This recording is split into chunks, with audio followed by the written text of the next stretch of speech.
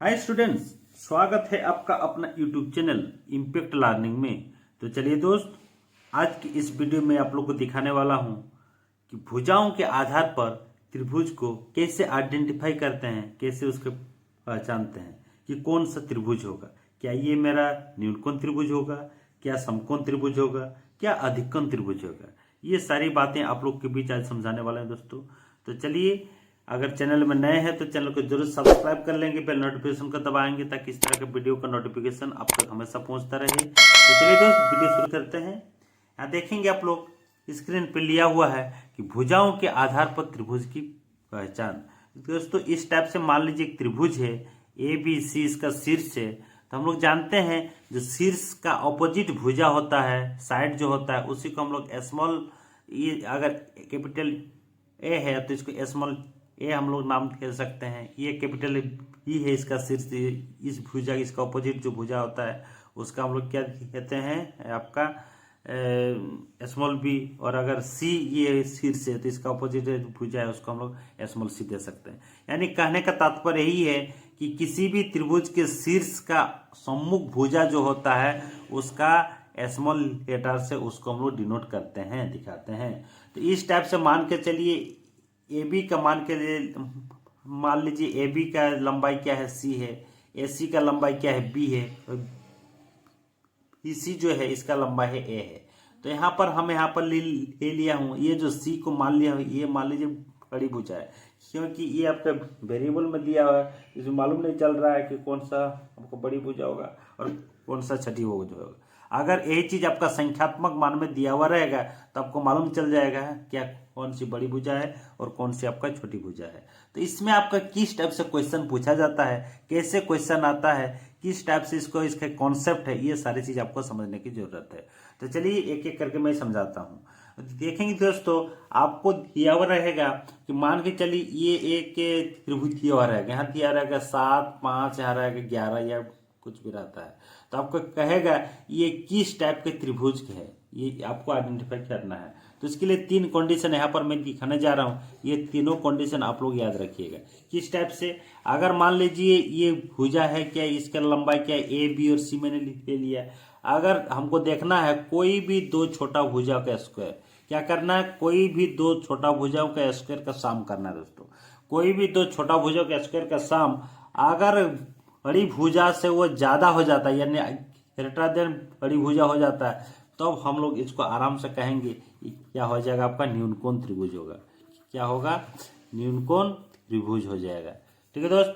दूसरा कंडीशन इसका क्या है, दूसरा कंडीशन यही है, अगर कोई भी दो छोटा भुजाओं का स्क्वायर का सम, कोई भी दो छोटा भुजाओं का स्क्वायर का सम अगर बड़ा भुजाओं के स्क्वायर के सम के, सॉरी, बड़ा भुजाओं के स्क्वायर से अगर इक्वल हो जाता है तो क्या हो जाएगा, आपका समकोण त्रिभुज होगा। आप सभी जानते हैं कि लंब का स्क्वायर जोड़ आधार का स्क्वायर इक्वल क्या होता है, कर्ण का स्क्वायर। तो इसी टाइप से ये क्या कहेंगे हम लोग, समकोण त्रिभुज हो जाएगा ये।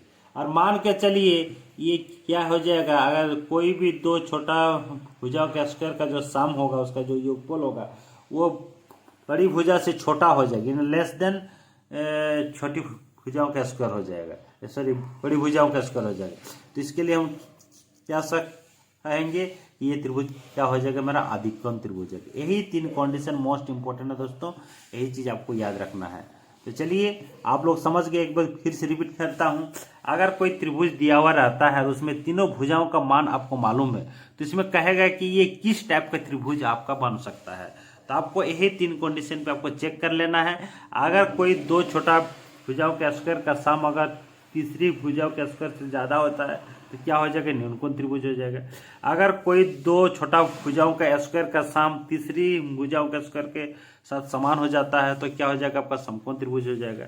अगर कोई दो छोटा भुजाओं का स्क्वायर का सम बड़े भुजाओं के स्क्वायर के सम, सॉरी, बड़े भुजाओं के स्क्वायर से छोटा हो जाएगा तो क्या हो जाएगा, वो आपका अधिककोण त्रिभुज कहलाएगा।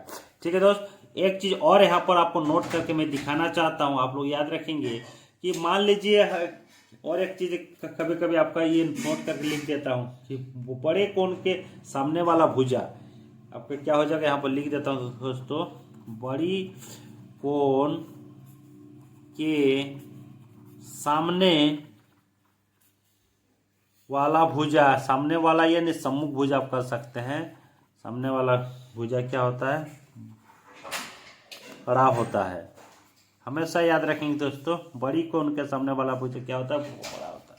और अगर कहा जाता है कि छोटी कोण या छोटा कोण, छोटा कोण के सामने वाला भुजा क्या हो जाएगा? आपका छोटा हो जाएगा। यही चीज आपको याद रखना है, यही चीज इसीलिए मैंने लिख दिया। हमेशा क्या होता है, बड़ी कोण के जो सामने वाला भुजा होगा वो क्या हो जाएगा? बड़ी हो जाएगा। और छोटी कोण के सामने वाला भुजा क्या हो जाएगा? छोटे। इसी में मैं दिखाना चाहता हूँ। मान लीजिए ये आपका क्या है? 50 डिग्री का है। ये क्या है आपका? 70 डिग्री का है। और ये क्या है आपका? कितना? 7 5 क्या होगा? 12। और ये क्या हो जाएगा तब? 60 डिग्री का है। तो इसमें क्या हो जाएगा? इसमें हो जाएगा आपका ये नहीं हो के आपका ये वाला हो जाएगा। इस स्थिति में ये आपका बड़ी भुजा नहीं होगा। ऐसी आपका क्या हो जाएगा? बड़ी भुजा कहलाएगा। ठीक है दोस्तों। और अगर आपका छोटा कोण क्या है? ये है, तो इसका सम्मुख भुजा कौन है? ये है। ये आपका यही वाला आपका क्या हो जाएगा? छोटा भुजा हो जाएगा। क्या हो जाएगा? छोटा भुजा हो जाएगा। ठीक है दोस्तों। इस टाइप से आप समझ सकते हैं कि बड़ी कोण के सामने वाला भुजा बड़ा होता है, छोटी कोण के सामने वाला भुजा क्या होता है? छोटा होता है। चलिए एक दो एग्जाम्पल लेके आप लोग को समझा देता हूं आज के टॉपिक में। मान लीजिए एक त्रिभुज की भुजाएं हैं, एक त्रिभुज की भुजाएं आपका दिया हुआ है। मान के चलिए क्या दिया हुआ है? 5 7 और 6 दिया हुआ है। तो ये कैसा त्रिभुज होगा? आपको पूछेगा तो ये कैसा त्रिभुज होगा। तो आप यहाँ क्या करेंगे? हमको देखना क्या है? मुझे देखना है कि सबसे दो छोटा जो भुजा है उसका स्क्वायर का सम करेंगे। यही मैंने आप लोग को दिखाया है।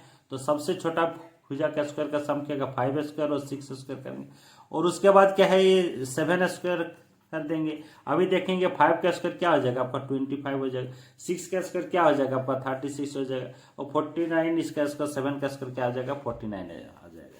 ठीक है दोस्त। तो अभी क्या हो जाएगा? इन दोनों का सम करेंगे तो क्या हो जाएगा? 16। तो क्या हो गया? ग्रेटर देन आपका 49 हो गया। तो हम आराम से कह सकते हैं ये जो तीनों भुजा है 5 7 और 6 से बनी जो त्रिभुज होगा वो क्या होगा? इक्विट एंगल ट्रायंगल हो जाएगा। यानी क्या हो जाएगा? आपका न्यूनकोण त्रिभुज होगा। क्या होगा दोस्तों? न्यूनकोण त्रिभुज हो जाएगा। ठीक है दोस्त। एक और एग्जाम्पल में इसी जगह पर लेके दिखाता हूं। मान के चलिए एक आपका त्रिभुज है, एक आपका त्रिभुज है, इसका आपका भुजा का माप है 7 24 और 25 है। ये किस टाइप का त्रिभुज होगा? तो चलिए इसको भी दिखाता हूं। इनमें से हमको क्या देखना है? जो सबसे छोटा भुजा होगा उसको लेना है। तो छोटी भुजा कौन कौन सा? आपका 7 है, 24 है। तो 7 का स्क्वायर करेंगे और 24 का जोड़ करके 24 का स्क्वायर करेंगे। उसके बाद हम लोग क्या करेंगे? 25 का स्क्वायर। इक्वल नहीं देना है, ये देखना है हमारा क्या होगा। तो यहाँ 7 का स्क्वायर करेंगे तो क्या हो जाएगा? 49 हो जाएगा। और ये क्या होगा? 24 का स्क्वायर मतलब 576 हो जाएगा। अभी 25 का स्क्वायर क्या होता है? आपका 625 हो जाता है। इसको अगर हम लोग सम करते हैं तो कितना हो जाएगा? 625 हो जाएगा। और ये भी क्या आपका 625 हो गया। तो यहाँ पर देख लिया हम लोग कि ये क्या होगा? 625 क्या हो गया? आपका इक्वल हो गया। ठीक है दोस्त। तो आराम से हम कर सकते हैं ये 7 24 25 से जो आपका भुजा वाले जो त्रिभुज होगा ये क्या होगा? राइट एंगल ट्रायंगल हो जाएगा। क्या हो जाएगा दोस्तों? राइट एंगल ट्रायंगल हो जाएगा। यानी समकोणिक त्रिभुज हो जाएगा, समकोण त्रिभुज हो जाएगा। इसीलिए हम लोग करते हैं उसका जो पाइथागोरस थ्योरम होता है, पाइथागोरस जो फॉर्मूला होता है वो क्या होता है? किसी त्रिभुज के सबसे बड़े भुजाओं का वर्ग अन्य दो भुजाओं के वर्गों के जोगफल के समान होता है। इसीलिए यही चीज हम लोग प्रॉपर्टी लगा के देखते हैं कि वो त्रिभुज कैसा होगा। तो इस टाइप से हम समझ सकते हैं कि कौन सा त्रिभुज न्यूनकोण होगा, कौन सा त्रिभुज समकोण होगा और कौन सा त्रिभुज अधिककोण होगा। तो आई होप आप सभी समझ गए होंगे कि किस टाइप से हम अगर किसी त्रिभुज के 3 भुजा दिया हुआ रहेगा तो कैसे हम उसको न्यूनकोण त्रिभुज है या समकोण त्रिभुज है या अधिककोण त्रिभुज है, कैसे हम उसको जानेंगे, कैसे उसको हम आइडेंटिफाई करेंगे, कैसे हम उसको पहचानेंगे। तो आई होप सभी समझ गए होंगे इस आज के टॉपिक को। तो चलिए दोस्त आज के लिए फिर इतना ही रखते हैं। फिर मिलता हूँ नेक्स्ट टॉपिक में अगले टॉपिक के साथ। अब तक के लिए धन्यवाद। Thanks for watching this video.